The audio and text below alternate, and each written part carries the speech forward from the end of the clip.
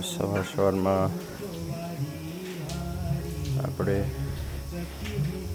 દિવસની શુભ શરૂઆત પૂજાથી કરીએ છીએ, જેથી સમગ્ર વિશ્વમાં શાંતિ પણ સ્થપાય, બધાનું ભલું થાય, સારું થાય, એ જ પ્રાર્થના કરીએ છીએ.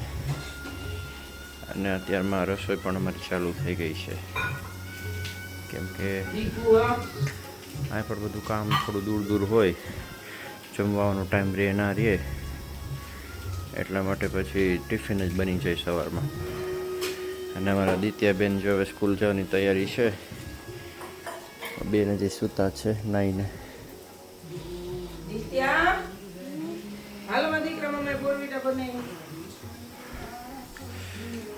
અને છોકરાઓને છોકરીઓને બિચારે સ્કૂલે સવારે વહેલું જવું પડે ને બપોરે 4 વાગે છૂટે, એટલે એ જ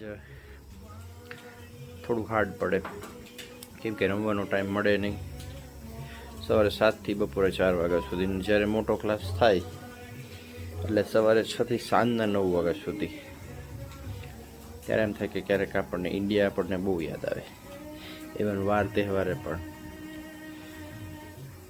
બસ હવે કમાવા માટે આપણે નીકળવું પડે, તો શું કરવાનું, એક ભવિષ્ય સારું આપણે બનાવી શકીએ. બસ આપનો સપોર્ટ કરતા રહેજો.